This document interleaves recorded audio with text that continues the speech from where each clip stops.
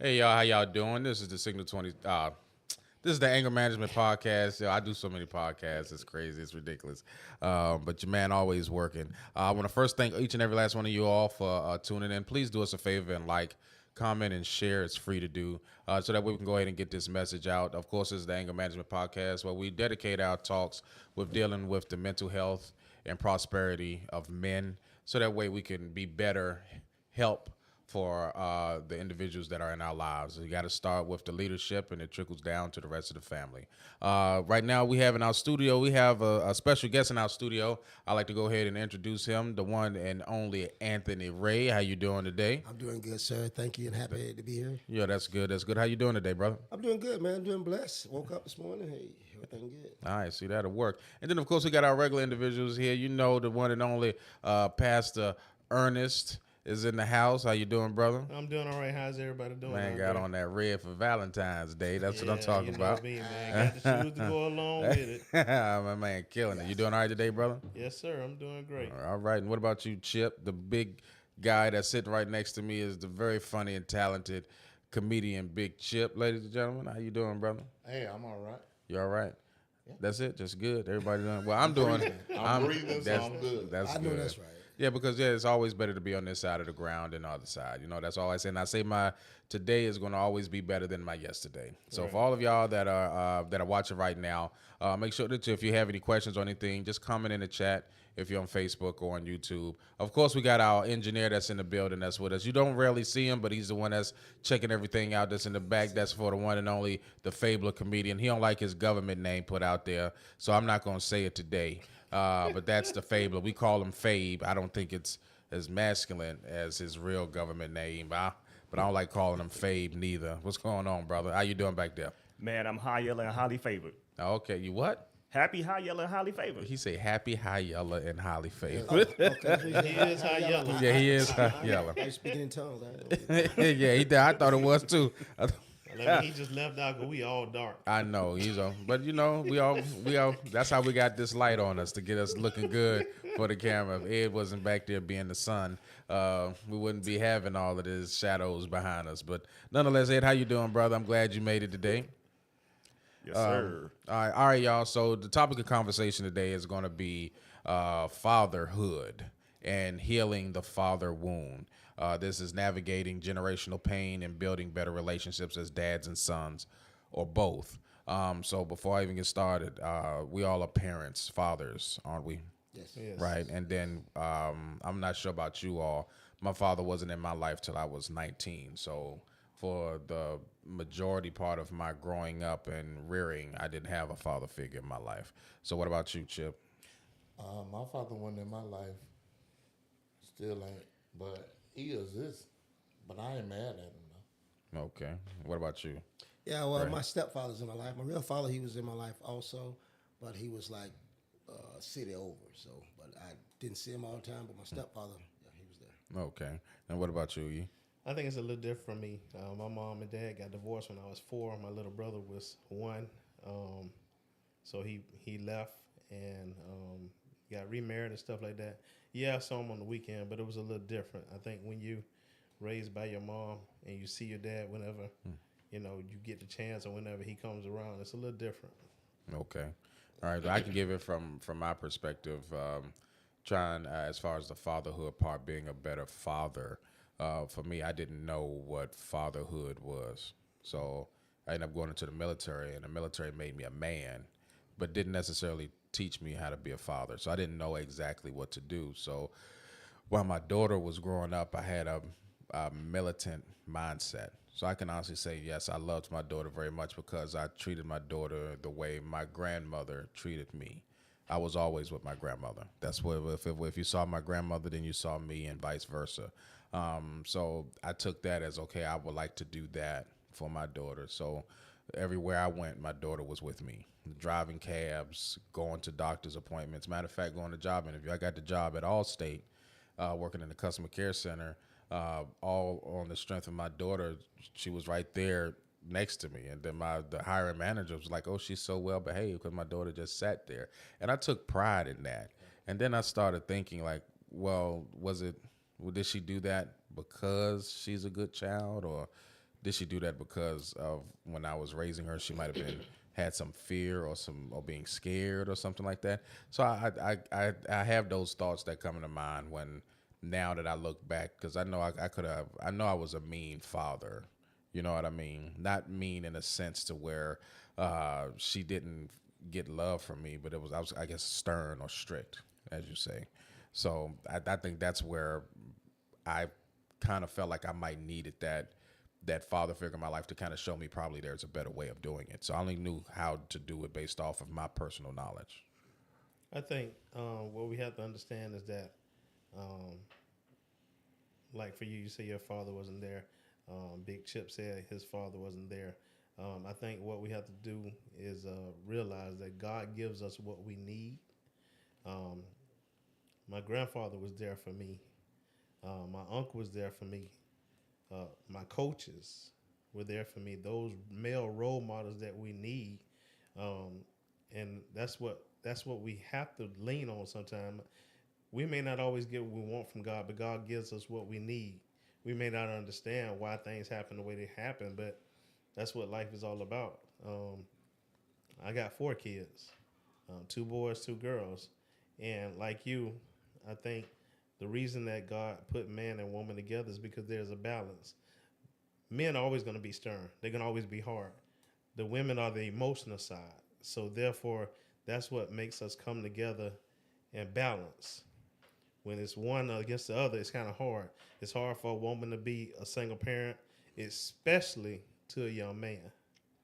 And it's hard for a man to be a single parent to a little girl because it's always gonna that's always gonna be a little girl. And in all reality, we may say that we agree with stuff, but we don't always agree with it because in all reality, like mothers, they don't never think that some woman is good enough for their son. Mm-hmm.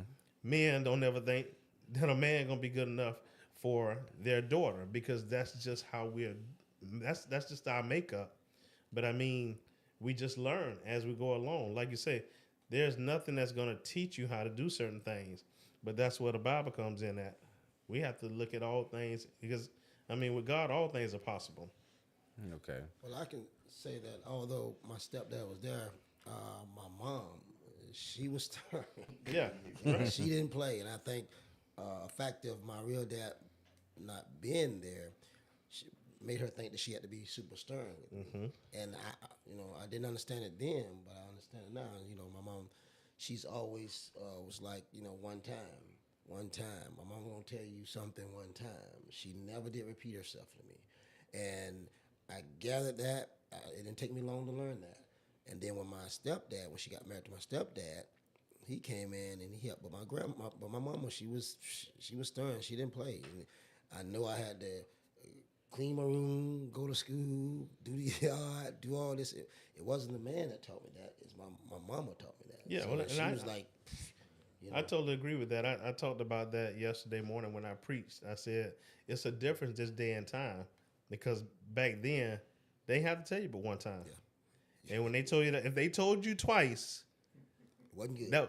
That you wasn't probably gonna, the lip was gonna be swole, your eye might be black. It don't matter, and they tell you call whoever you want to call. Because by the time they get here, they're gonna have to call somebody else. Right. But see, nowadays, parents are too busy trying to be the friend or don't want to be labeled as the bad guy. Right. I think a problem was no matter how mean your mother was, she can't be no father. Right. Correct. And I think a lot of people, like, even if you see in children, like, oh, my mama, that's my, hey, I love my mama, but she can never be a father. She can equip you, but she will never be a father. Yeah. As for my dad, he didn't want nothing to do with us, only because of woman, how she trained. Hey, you need to worry about these kids instead of them kids. And me and my brother the oldest, so he felt like, okay, let me just, hey, I ain't gonna take care of y'all. I'm gonna do what she said. And hey, if you that weak, then you just got to be you that weak. Yeah. Well, see, I commend what you're saying because this is what I tell people, and I could be wrong, but I say a woman can't teach a boy how to be a man. She could teach you how to be a gentleman, Yeah, she can. But A she can woman teach. But she never can't teach teach you how to be Yeah. a man. And well, during my time when I was growing up, my mom did have me in certain things to be around men to get, I guess, that masculine energy. So I was playing a little football in high school.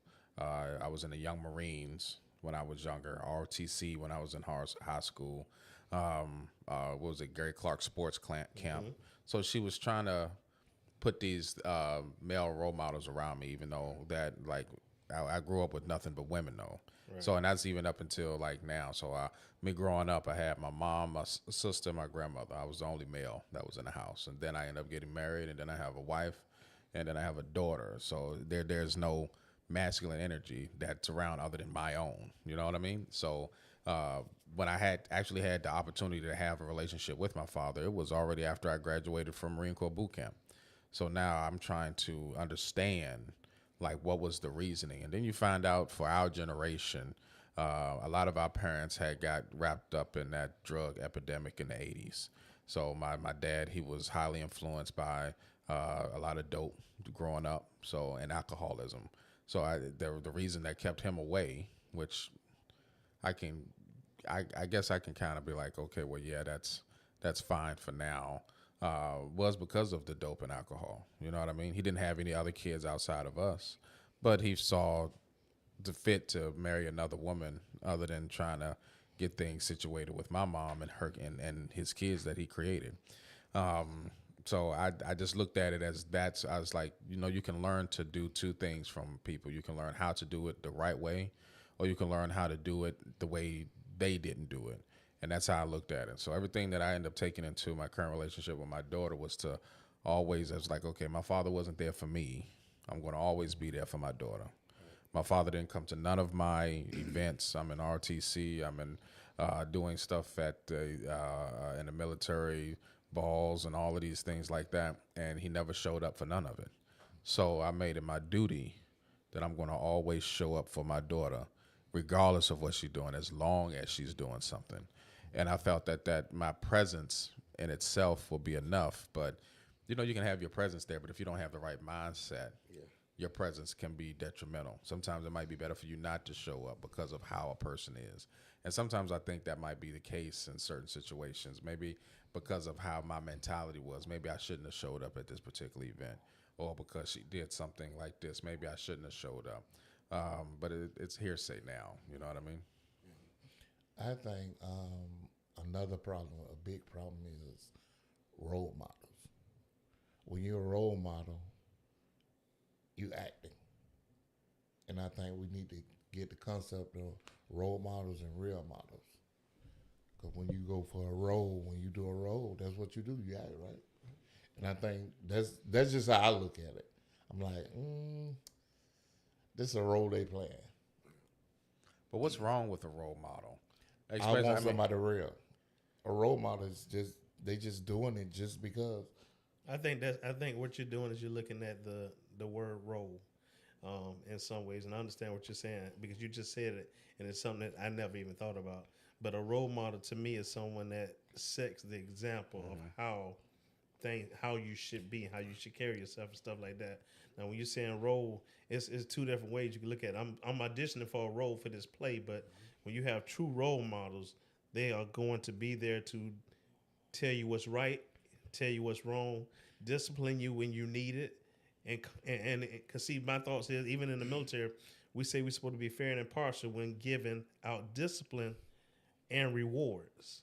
So therefore, in all reality, when you have that role model, like for us, like me, my dad wasn't there, but I had a role model in my life that told me how to do things. And just like we talked before on other podcasts, that role model will tear your butt up in a heartbeat, send you home, and you'll get another one when you get home because they're going to let you know, hey, look, you ain't got to tell your mama because I'm going to tell her. Yeah, but that's what I call a real model. Yeah. Call them real model. Yeah, I call them a real model. And that would be a good way to look at it. I mean, you're changing the definition of the word, but it makes more sense that you want an individual to be, you want their lifestyle to be the example. That means that even if you weren't in their presence all the time, they've always been the same every time you've seen them. You know what I mean? So I can understand that. So have I had role models in my life? Growing up, I had people that I looked up to. I Right. know Okay.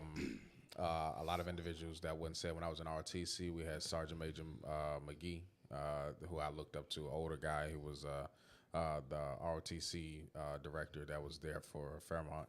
You know what I mean? Colonel Sweet, I looked up to them. Mr. Wake, he don't even know it. He was like the gym math teacher that was at school that I looked up to. So these individuals did play a part as to, okay, well, I'm seeing how they move, and it's okay to kind of follow their example. I think that's probably one of the reasons why I ended up joining the military anyway, was on the strength of Gunnery Sergeant, First Sergeant McGee. So, yeah, I just think at the end of this day, how I am as a father, I have to give some credit to where credit is due because my mom did try. You know what I mean? I was raised by my grandmother. My mother was the financial backing, so my mom wasn't always there. So I was kind of more or less like a latchkey kid, you know what I mean? Come in, as long as my grandma was there, she was there to just manage what was going on, not really tell us what to do or whatnot, but she had like verbal authority, you know what I mean? And we respect that. But it's kind of different. You ever see those videos where you see the mom trying to get the baby to go to bed and the baby is sitting up there like, no, no, no. And then the father comes in and says one thing and it just changes the energy. And that's where the yin and the yang comes from. Right. I think a lot of us now, we can see it. We're missing that masculine energy that would check some, because you need to have those fathers in. 'Cause I think at some point we all tried our mothers too, right? Yeah. You know what I'm saying? Like I know my mom she punched me in the face so hard. She punched me in the face so hard because she asked me to take out the trash, and this is the story was because my dad had came back around, but it wasn't any good behind it. You know what I mean? So he's there, he's drunk and everything like that, and I'm not really feeling none of that. She asked me to take the trash out, and I told her I'd take the trash out when I feel like it. That was Yeah. definitely the Everybody, wrong question. everybody Yeah. did that. You still had tea? You remember? Well, you probably don't remember. I'm gonna talk over here. Why? Okay, HRS. HRS? What? Yeah. Is like that's before IRS. Okay, well, go ahead. I'm listening. No, I called the people on my mama one time. Yeah. And HRS came out there. And Home it was a Rescue white Service? man. It was a white man. Is that what it's called, Home Rescue Service? It was a white man. Nope. He come- Hard in front of him. And you know what he said? You doing a good job, ma'am. Keep doing it. And walked out. And walked out. See, I can understand that because see, I grew up where parents would come to the school and tear your butt up, and you're gonna be totally embarrassed because they don't care who your friends are. They don't care who's looking. They will knock you in your mouth and keep on moving, and dare you to say something back. But see, that's the thing. We ain't really got people like that no more. I never. I'm sorry. I never would even thought about saying that to my mom.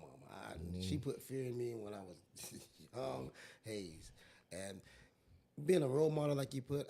I set out to be a role model for my kids, real model, because I remember when my real father, I was young, probably about 10 years old, and I would go to stay with him.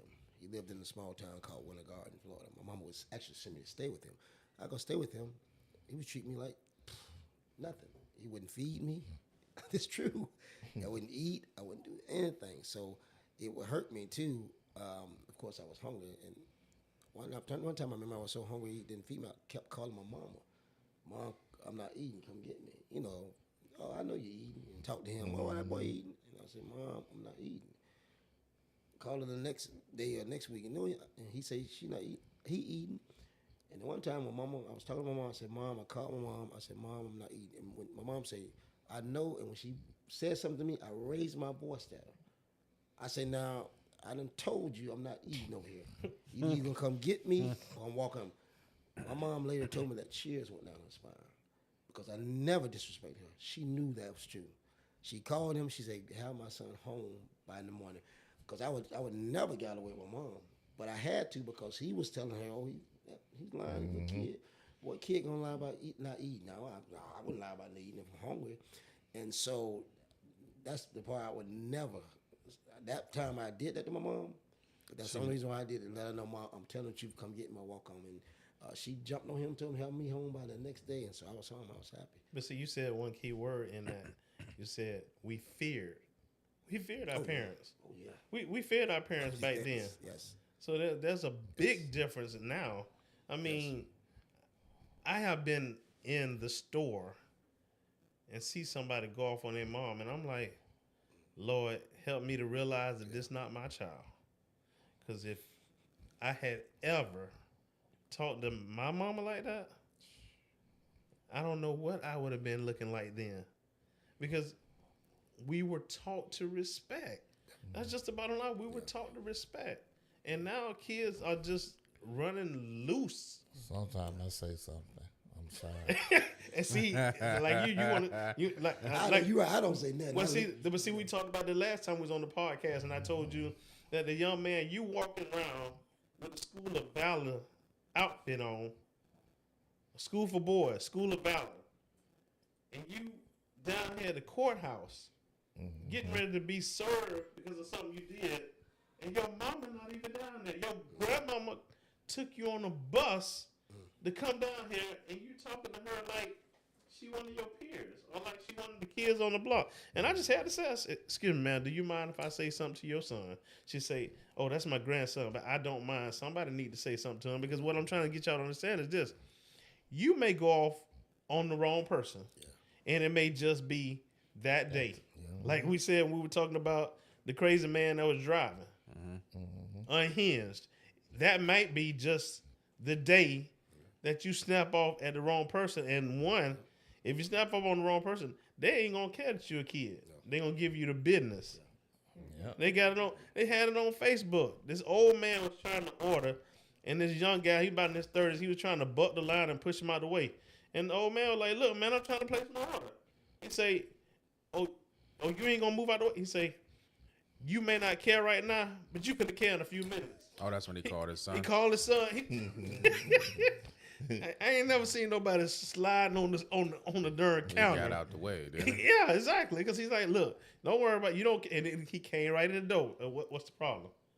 But see, I think that's where you had mentioned where it's okay, not okay, where no, you mentioned it. A woman can't raise a man, and I think here's the thing. The thing is that a lot of these boys don't understand. Amongst men, there's always a low level threat of violence. Right. As always, you have to lead with respect. I don't go in disrespecting anybody unless I get disrespected. Right. And then sometimes even getting disrespected in today's age, now you have to kind of take that disrespect, because sometimes these kids, you got to be mindful. Yeah, very. See, because what is it? No, Chip told me right there. He was like, "Yo, listen, like you can get mad, but your anger and your fists and stuff don't stop no bullet, man. And these kids is carrying, and for the most part, I usually keep mine with me at all times. Me too. And I was like, I wish it's a necessity, but this is the thing, and the thing is, it's called picking your battles wisely,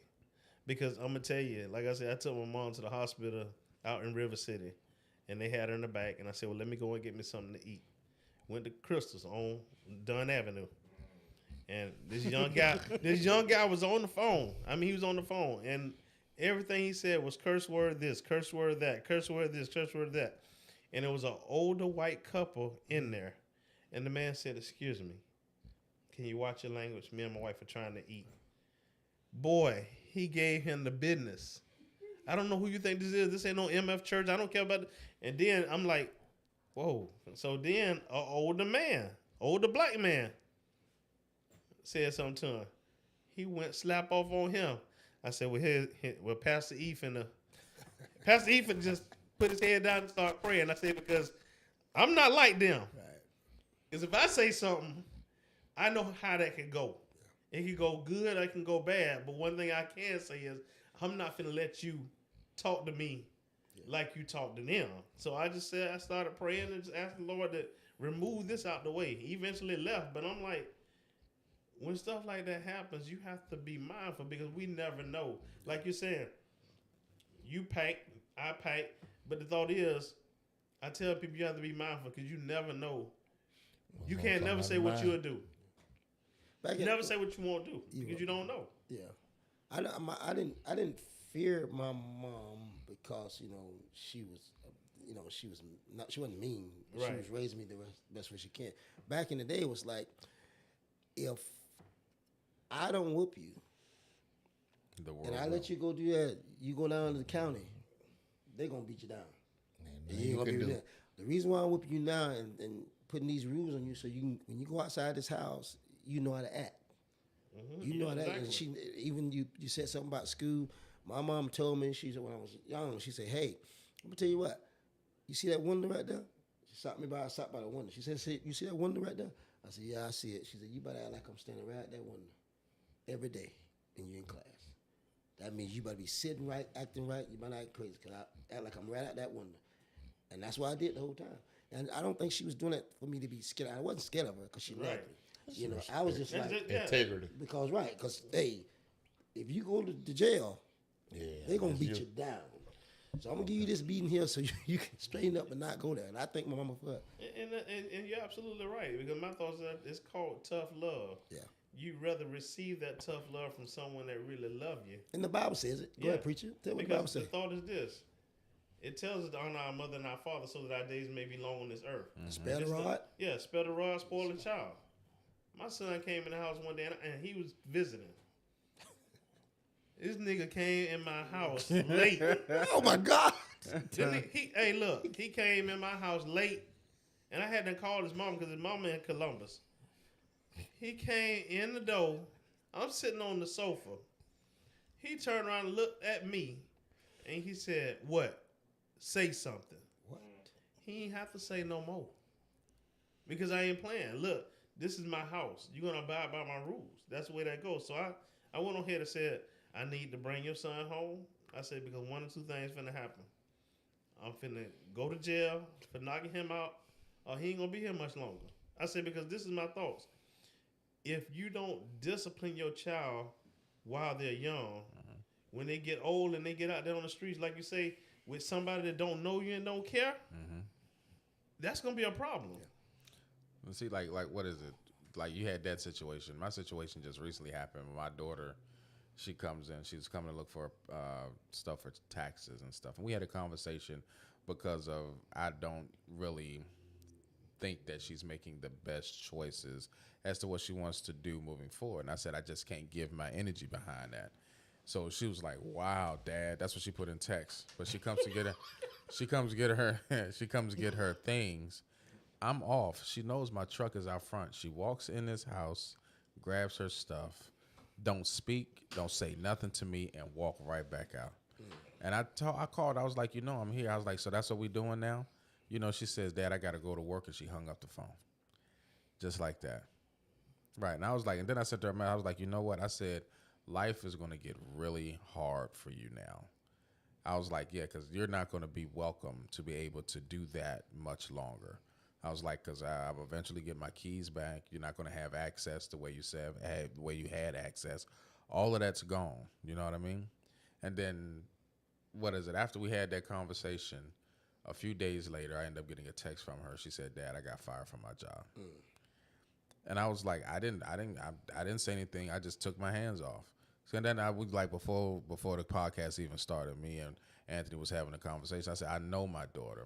I've been telling my daughter the ways to avoid certain things, so that way you don't have to go through it. You don't have to do it. When they be like, "Yeah, I got it out the mud," you know, I've been through the mud. I was in. Matter of fact, at some points, I still got my hands in the mud, so that way you don't have to get dirty.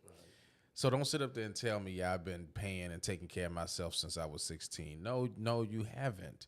Because you haven't paid a full mortgage, or like the car you got now, I gave to you. You ain't been taking care of nothing. You know what I mean? So at the end of the day, it's like, okay, well, now you got to live and you got to learn. So she was like, "Dad, I got fired." I was like, "Oh, okay. So well, good luck with that." You know what I mean? I got to take my hands away. I got to take, because like, listen, I wasn't always big on listening to hear God's words or anything like that. But I know if it's me and if it's not me, because in all actuality, because she gone through that situation, I really want to help her out. It really hurts me to see that you're going through what you're going through, but then I have to do something different. Because I've always been there to save you when situations happen. So now I had to step back and allow you to just go ahead and experience life. I was like, she the type of girl that if the oven is hot and you tell her, is it? I don't believe, and then she gonna touch it, then you get burned. Now you're looking at me like I'm stupid. You know what I mean? So, That goes back to when we talked about tough love. That's a hard thing for us as parents to do sometimes is give them that tough love, but sometimes it's necessary because if you're trying to give it to them, because what they don't understand is we got the T-shirt, we done wore it, we done been there before, but regardless of how much you tell them we done been there, done that, they still ain't trying to hear what you got to say. They still want to do it on their own. And like you said, we pave our way for our kids to be successful and make it easy in life. But sometimes they want to put that T-shirt on anyway, regardless. We do stuff to keep them from having to go through the rough parts of life, but we can't always save them. Yeah, that's what they got to go through though. Yeah, right. Because you got to measure success how they go through it. That's theirs. That's their success. How you take it. It ain't about I accomplished this, I accomplished that. No, they got to go through persecution. The Bible. That's how you know it's real. Right. yeah, what they say, I just listened to one of the pastors say, I can't think of his name, but he's been all over social media right now for how he preaches, but most of his videos are kind of like in a black and white tint. Dark-skinned brother, I can't think of his name. But one of the things he said is that God teaches you more through your persecution than you being on the mountaintop. Yeah. And then I was like, well, that makes sense because you learn more in failure than you do through success. Yeah. You know what I mean? Success makes you feel good. But the only way that you're going to learn anything is by failing and learning to deal with and how to get through it. Yeah. So I kind of say I pigeon-held, whatever, what do you call it? I pigeon-toed, held the pigeon by the toe. I pigeonholed. Pigeonholed, bro. I pigeonholed. Thank you. I think I pigeonholed my daughter because I kind of kept her, like, what do you call it? Covered for the most part. You know what I'm saying? You didn't have to experience like the rough parts of life, you know what I'm saying? And what you thought was rough, yeah, there was people that was in worse situations that would have loved to have been where you was at. You know what I mean? So I think she like we had the last conversation, she just has to go through it. Yeah. And I'm learning now to be that father that steps back. I'm not really concerned as much I'm really concerned about your safety. Right. That's it. I just don't want you to get into a situation where you end up getting hurt or possibly get killed in the process. Yeah. I was like, but any other lesson that you have to go through, I will always be that father that gave the son his inheritance and allowed him to do whatever he wanted with it. And when she comes back, that's how God view us. That's how God view us. I mean, because no matter what, God just want, come on, come back. That's all I want. We have to remember that if you're waiting to go to God when you get it right, why are you going? He wants you to come as you are, because in all reality, we're not going to be perfect till we leave this earth. Mm-hmm. So we're always going to make mistakes, but that's why he forgives. And like you're saying, if she's out there doing what she got to do, when she come back, you just welcome her with open arms. Like the prodigal son. It's not about going and turning your back on her, because like he's saying, sometimes they have to go through the rough patches. I tell people, without struggle, there's no progress. And when you work hard for something, you appreciate it more. Mm-hmm. So just be there to welcome her when she comes back. I just take a lot of cliches that my mom would always tell me. She would say, get your own, do it yourself, do your own, get your own. And I tell my kids that now. Get your own, do your own, get your own job, get your own money, get your own. Don't depend on anybody. I remember when I was small and I had just a example, I had to roll a hose up, a water hose. And the water hose was big and thick. I was out there rolling the hose up, it wouldn't work. We're going to have to pause. Pause. He said the water hose. That's the comedian in me. I had to get it out. I'm sorry. Go ahead. The water hose. Right, I can understand. Yeah, my wife told me I need to slow down and talk so people can understand me. But anyway, I was outside rolling up the water hose, and the water hose was long, and I couldn't do it. Kept trying, kept messing up. I was pouting, I was crying, looking there, and my mama would come out there and look at me, and just turn around and go back. And but I had to have the water hose roll up because she gave me that assignment. I kept running, kept trying. Man, I tell you, man, literally, I was out there for almost 3 hours trying to roll this water hose up the first time. But when I finally got it, in the 3 hours, my mom come peep out. I didn't get it. She walk away. Peep out, walk away. But when I got it, I was like, oh, I can do it now. I got it. That instilled in me, hey, I got to do it myself. A lot of things we have to do ourselves. I said that just to say that sometimes I know with my kids, I raise them to get your own and do your own thing. So now go out there. You're going to make mistakes. We all do. Dad is here when you make mistakes. Dad is here to help you and help you through that mistake. But that's not going to, you're going to make the mistake. And Dad is going to accept that you made a mistake. It's okay. You get a ticket. Okay, that's a mistake. Okay. I'm going to help you work through that. But trying to build character in you to, hey, do it yourself, no matter what it is. So that's one thing I got from my mama. Hey, do it yourself and one-time whippings. See, and I think character's good.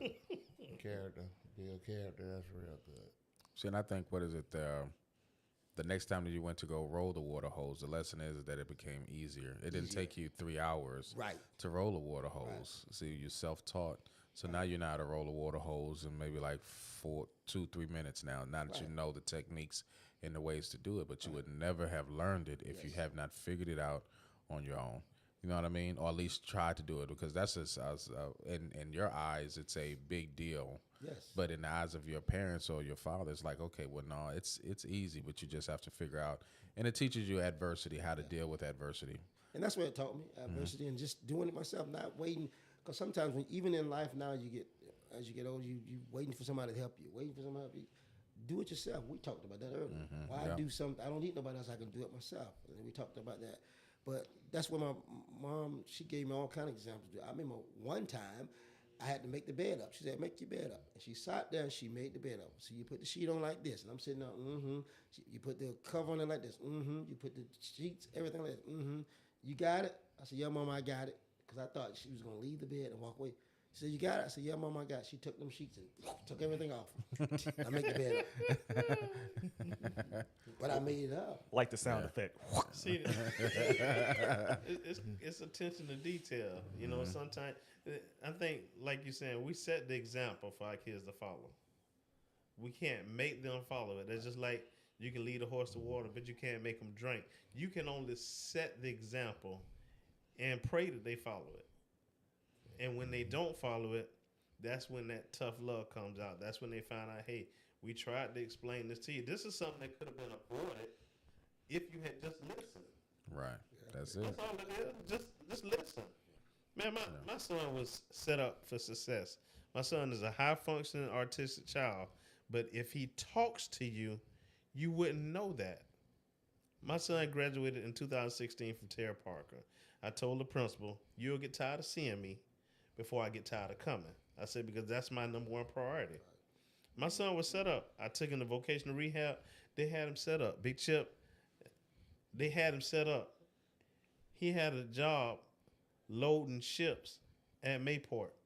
When I looked at the video presentation, the kid that they had on the video presentation, he wasn't even nowhere near as high functioning as my son was. He had another plus. The supervisor was a pastor. And 75% of his staff had to have some type of disability. And because you don't like discipline being in my house, you didn't take the job. I mean, and my thought is, right, and this is my thought though.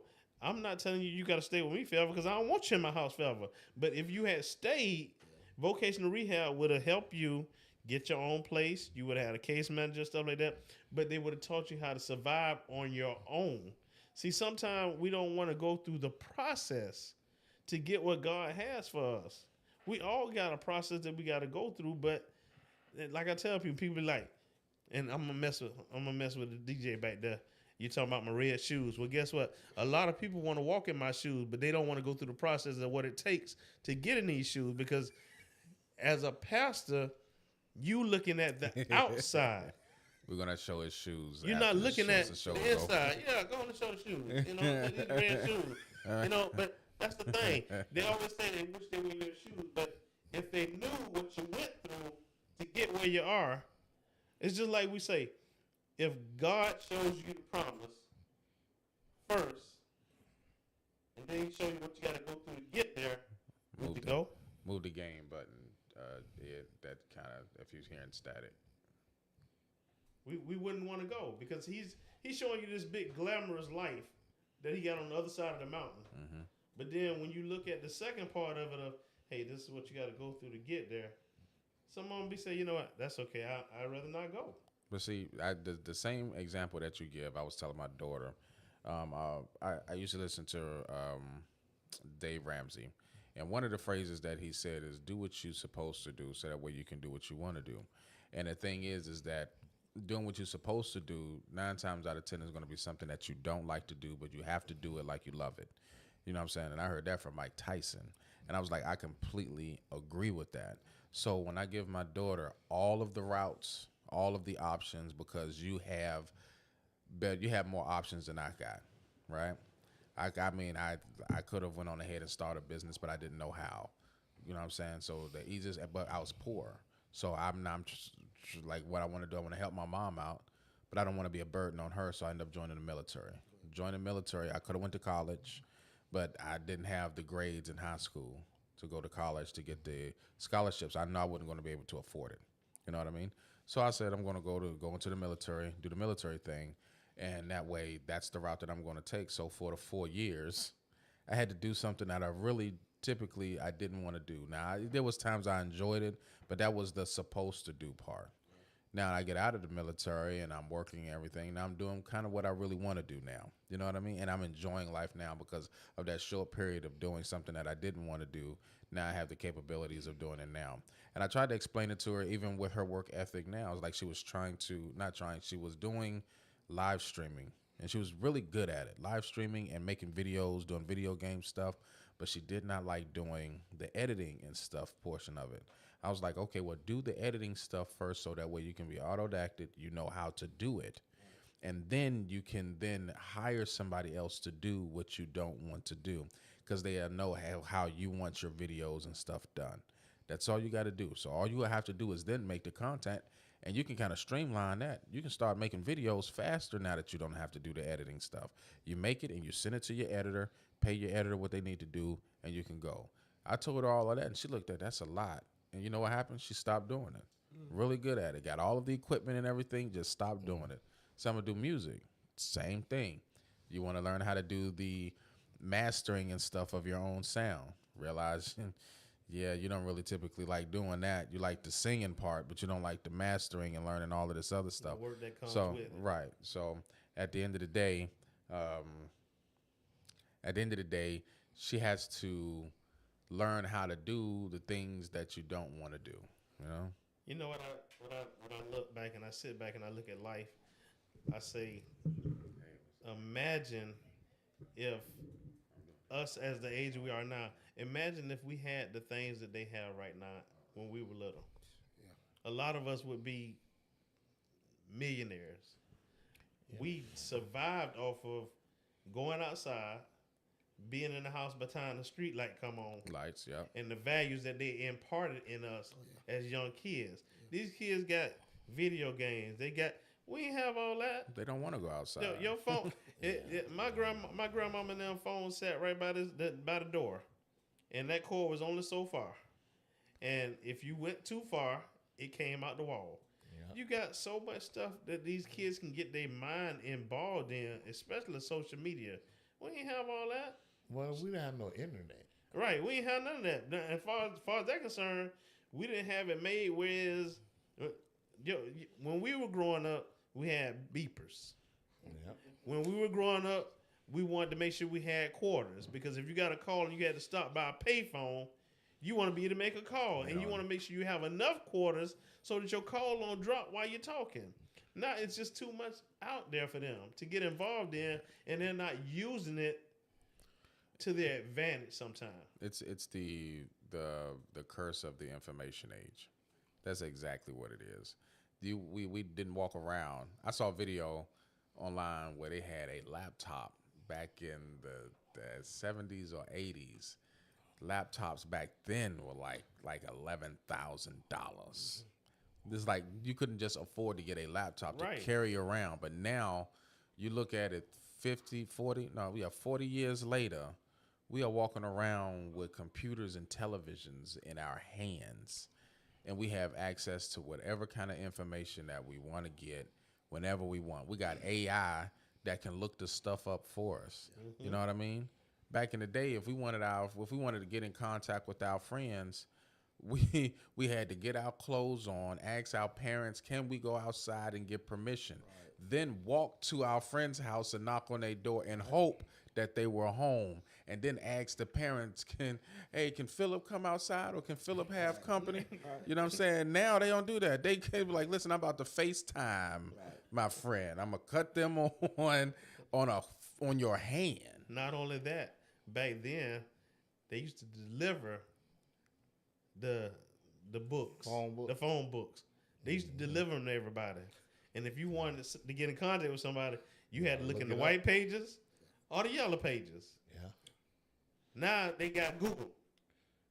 Our parents were Google. The white pages was names. The yellow Names pages and- was business. Yeah, businesses, exactly. So I did not know that. 'Cause I didn't get it. I think the white pages I knew if I wanted to look up something for my grandmother, I had to look. She was like, "Baby, go and look up to see if there's a dryer around the corner or whatever." And I was like, "Oh," and they give me this big book, and I was like, "Okay, so where am I supposed to start?" You ain't know the white pages, and the Right? yellow No, pages. I didn't know the white pages was like White to pages look was up people. residential, and Yeah. right. And the yellow pages was businesses, just like that. But see, that's the thing. I mean, you don't have that no more. I mean, if you see something like that, you'll be amazed. No, You kid, better have a you phone put booth. you pull out a yellow page Exactly. right now. I would love to. I think I might do that. I might find an old yellow pages and be like, nah. You got one? Stop playing. You probably do because you got a bunch of old At my stuff. aunt Bessie. Yeah, at my aunt Bessie. You got a Aunt phone Bessie got book. one, you gonna have one. You got a big phone book. Yeah, she got the yellow. Yeah. Oh see, man, the we got to thing is- get a That's pop. old, But but see, Listen, The do funny y'all part about it know though was when that you they used to used come to- every year Exactly. and update. So that way, if somebody started a business or whatever within that year time frame, that's why you always got a new phone book every year. But you can also collect calls on the phone booth from the phone book. Exactly. You can do And they collect. can charge it to those So yeah, whoever that. Yeah. who I'm on the other end and they accept it. That's what the charge going. Oh, okay. You That's got kind of like phones now. I know Not back then. now. No, Oh, no. yeah, back then, yeah. no, Right because then now at you that get phone booth. now you get roaming charges. That's Then what you also get. had- You had an operator that could connect you somewhere. So it's a lot of things. Hey, that the phone changed, busy. which is- Could you Yeah, see. Yep, they could do that. You had phone being busy. Now you got two-way calls. Now you can merge calls and all that stuff. You can talk to everybody at the same time. So Zoom calls, you ain't have all that. You were at the mercy of what the society was like back then. Making it But you made it available. work. You made it work. You made it work, though, Made it right? work. I think this must date back to the Bible. I think we think independent is good, but if you just had the Bible at the beginning, that's what Adam lost his independence of God. So how is that a good thing? And that's how people is, because you hear most women, "Oh, I'm independent. Oh, I'm self-made. Oh, everything old to God. God made everything." But this is my thought. Everybody's gonna need somebody. Agreed.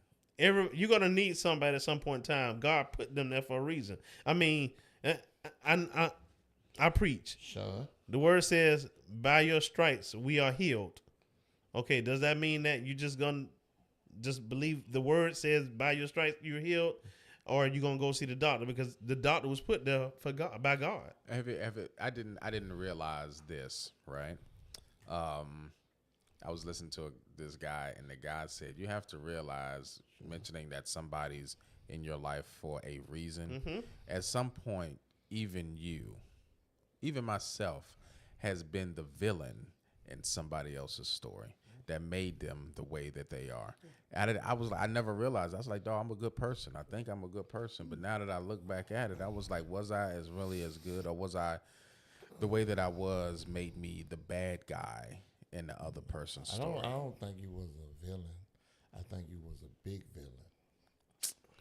Oh my God! Well, I think if sometimes when you trying to be right and somebody want to be wrong, then you gonna be a villain. See what I'm saying? Like if you say don't do that, and they said no, I'm gonna do it. I'm gonna do it. And you try to tell them right. Sometimes you trying to tell somebody the right thing to do, they hate on that, and that makes you a villain to them. Oh, you trying to tell me that until they see that you were right, and then See, I think that's where my daughter is going to come into play at. Is because a lot of things that I've told her to do, she decided, no, I'm not going to do that. And she said, she said, Dad, sometimes you think it's your way or no way at all. And it's not that I'm saying that it's my way or no way at all. I just want you to take one of the routes that you have been given and use them.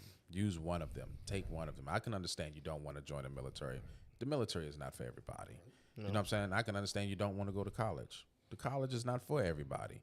You should at least try to get some type of education to get licensed to be better at something, to be more employable. Yes. You know what I mean? Do that route. But if you don't want to do that, that's perfectly fine. You don't want to start a business, that's fine. But you're going to have to do one of these so that way you can go ahead and move forward. But if you decide that you don't want to do none of it, then you're just going to be a regular worker in society. And if that's fine for you, then so be it. You know what I mean? But the question is going to be is like, how do you increase your financial, like money making capabilities if you don't have some type of growth aspect to you? You can't just say, I'm just going to do this, because now you got a boyfriend and y'all are doing whatever boyfriends and girlfriends are doing. You pop up pregnant. You think you got it rough now? Just, yeah. And now you got to do that with a baby. It's not about you no more. Right. That's your life is over then. Yeah. Like I told you, my granddaddy, when my mom had me, she was 17. They watched me when she went to school and when she went to work. Any other time, that's your responsibility. But, I think we have to understand is no matter what we do, we're not going to always please everybody. You're not going to please everybody no matter what you do. Even if you say that, hey, I cut the grass, will you cut it too low?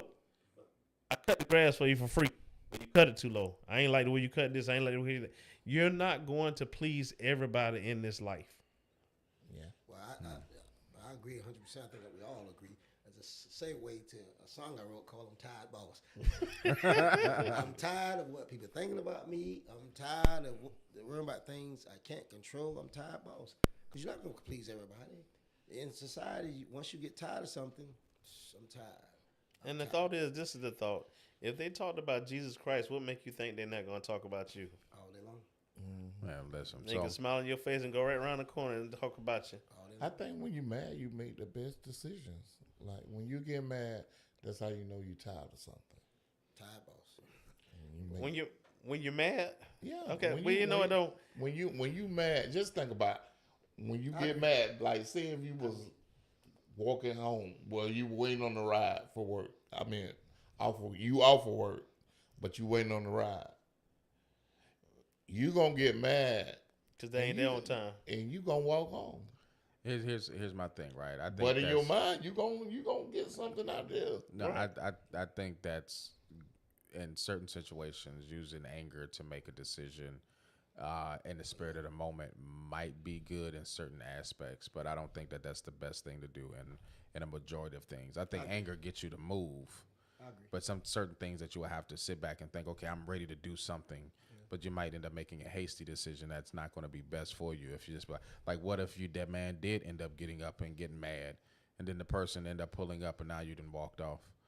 The decision probably would have been like, do I have the capability of getting in contact with him? Let me see where you at now before I get ready to go. Because just getting up and leaving, it wouldn't probably be the best decision. Even though you're angry, it's a decision that you made, and you got to live with it.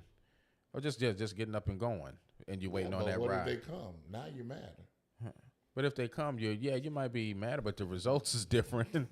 You matter. I don't know. I agree with you, Leroy. I agree with you too. But I'm just saying, it's kind of like the situation where I'm thinking about. It's like you got to get tired of something for you to move and change it. I'm gonna piggyback off what you're saying, and this is a good example. When you got family members that are in a domestic relationship, and you've seen some of the bumps and bruises that they've taken, you can talk all day long till you blue in the face, but until they get tired of it, they're not gonna move. And then the thing is, sometimes we as family members that really care, we have to step away from it, because guess what? You step into it and you intervene. Guess what happens? You intervene and they okay for a little while, but then they go back to that same situation. Now you the villain. So guess what? You have to let it go. Because in all reality, you could talk to people until, and I said that yesterday when I preached. Because this is the thing. And my sermon, the scripture was, love one another. God commanded us to love one another. In that scripture, he said it 3 times. Love one another. That's and then he said, as I have loved you. So guess what?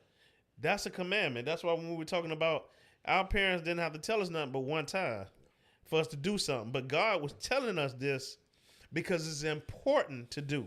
What is it? Talking about, I love you. When he say love one another as love one another. And then when the love stepfather, he say, if you love me, you will keep my commandments. Now, this is what a lot of people don't say the whole thing. God said, no. For real. God say, love thyself first, then you can love somebody else. And a lot of people try, I'm gonna treat you how you ain't even treating yourself right.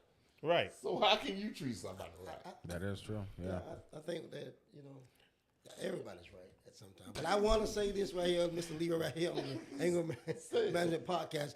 Hey, the song I wrote was called I'm Tired Boss. Y'all go get it. It's on Apple Music. the No Holder, Blood Brothers, the No Holder, exactly what we're talking about here. People got to get tired of stuff. Get tired of getting treated a certain way before they move. Go check that song out on Apple Music. Blood Brothers, the No Holder. Go check it out. Sorry, I just said. No, okay, we're gonna give you a drop at the end of the show. So You're gonna mention He wasn't sure he was gonna get to say it, so Yeah. he better say it now. But no, Leroy, that was the same way to say it. Just like when I said water hose. You said Yeah, the water hose. Yeah. Time out. Pause. I said pause because you said it That was. was the They would say time. it was long and big and thick. Pause. That's what you said. Well, I got one of those. That's but I was talking about I got one of those, but I was talking about the one connected to the house. Yo, all right, y'all. So, man, today's show has been light, and it's good to know that, you know what I'm saying, as brothers, I want this to be more of a forge. First and foremost, Anthony, I want to thank you for coming through and sitting in Funnybone's spot. And Funnybone, we praying for whatever you got going on, brother. We'll definitely see you in a couple of weeks, but I'm always going to keep you in the rotation, man. Most definitely. So that way, if any one of us that y'all can't make it, make sure we get Anthony to come back on the show, and maybe put his music in the queue, so that way we can go ahead and listen to it when the show is ending and things like that. But nonetheless, so let's go ahead and do a closeout. Ernest, what you got, brother? You got going on? Hey, we got a show called The Hidden Truth, getting ready to air down in Tampa, Florida on the 28th of February. 28th of February. If you can come out, you'll get to see me and Brother Leroy do our thing. HIV awareness is a serious thing, so we don't take it lightly. So we're trying to give you some more knowledge about it. All right. What about you, Brother Anthony? Hey, yes, this is comedian Mr. Anthony Ray, a.k.a. The No Holder. I'm on Facebook, Instagram, TikTok. Hey, I got a show. I'll be in St. Augustine on the 28th. And also now, just my agent just told me that I will be hosting the Apopka Hall of Fame down in Apopka, Florida. I will be hosting that, and that's great. That's great. I like that. All right. What's going on, Brother Chip? Well, February 21st, that's a private event. But February 28th at the Marriott downtown, y'all get y'all tickets. April 4th. That Marriott downtown, get your tickets. What is it, though?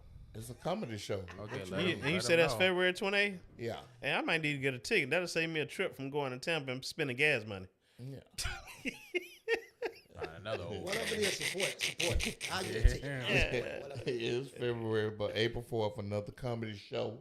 That's the big with one. Funnybone, Leroy, Ernest picture didn't get. Yeah. Y'all But man. we got another comedy show at the Household of Faith, April 4th. Y'all come out, y'all show y'all support.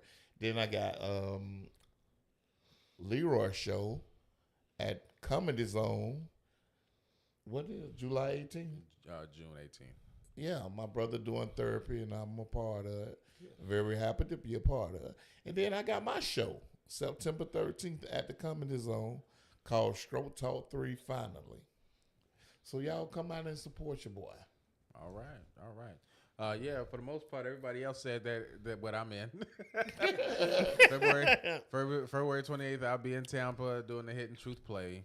Then we got April 4th, we doing the Clean Getaway comedy show with Funnybone, host MC Funnybone at what's the name of the church again, Chip? Household of Faith. The Household of Faith. Did if you you say need tickets. MC? No. You said MC, but we know he Oh, he yeah, does no, all that. Yeah, he's the Funnybone is the headliner, and Mr. Charlie is the MC, and we are somewhere in the middle. You know what I mean? So y'all make sure that y'all get y'all tickets for April 4th, Household of Faith, the Clean Getaway. What's going on? Also, I got one more thing to add. On August 8th in Augusta, Georgia, Natasha Owens will be taking Aaron Grandma's Laundry down to Augusta. Please come out and support. It's a great event. We done sold out the Ritz 4 times, and we're trying to just expand what God has given us. Has she started rehearsals for that yet? We're going to be starting around April. Okay, all right. June 18th is Men's Mental Health Awareness Month. That's the reason why I'm doing the therapy show. The colors are going to be blue, white, gold. Y'all will see black. So that's specific. That's the reasoning for doing therapy, is to give you some insight as to how a person can get themselves together after large changes that has happened within his life. And I'm quickly going to be sharing those aspects with you. I'm just going to be very vulnerable, like I did for the anger management comedy show. And if you haven't seen it, you can always go out there on YouTube and watch it. Just look up anger management, the Last Leroy, and they'll come up. And then September, what's the date? September 13th, we're doing Stroke Talk 3. Me and my brother going to go ahead and knock this thing out with our sister Jen and Funnybone. We're going to have a good old-fashioned time. Funnybone on that show too? Yeah, we're going to have a good old time. We're going to make sure, because Chip been doing this thing, and I'm very proud of him. You know what I'm saying? I'm proud of everybody that's on here. All right, last but not least is going to be our one and only engineer, the Fabler comedian. What you got going on, brother? Actually, it's going to be a slow month. Oh, my mic. We're having some technical difficulties today, everybody. Sorry about that. Check me out on Denerium. That's on YouTube. DANNERIUM. If you want to learn how to make mixed drinks, layered drinks, non-alcoholic drinks, give me a holler. And make sure y'all put it back on you. Put it back on you. Put it on me. They don't know me. Put it on me. What's up, everybody? Yeah, Trying to fix my mic on the low. No. I just want them to support you. You know what I'm saying? You my favorite color. Too big. Oh, he called you too Happy, big, high, y'all. yellow, and highly favored, bruh. Happy, I high, know yellow, that's and highly right. favored. All right, y'all. For all of those that participated in the chat, I saw all of you all popped in. Individuals such as Rochelle Ham, who's our sister, James Morgan, Andrea Tate, who else? David E. Jones, Sharonda Lynn. So I saw all of you all pop in from time to time listening to what we had to say. So I appreciate y'all. Please share it. I wanted to go ahead and give, I know I'm not going to mention any kind of negativity, just positive vibes only, brothers. So I'm thanking all of you all for coming through, and we'll see you all in 2 weeks. Make sure that you tune in, because by then, the Anger Management Podcast will have its own dedicated YouTube and Facebook. It will be completed and up by then. So I'll be sending out notifications to all of you all to please go out there and follow the Anger Management Podcast on all of those platforms. All right. Thank you all for tuning in, and we appreciate y'all, and we'll see you in 2 weeks. Peace.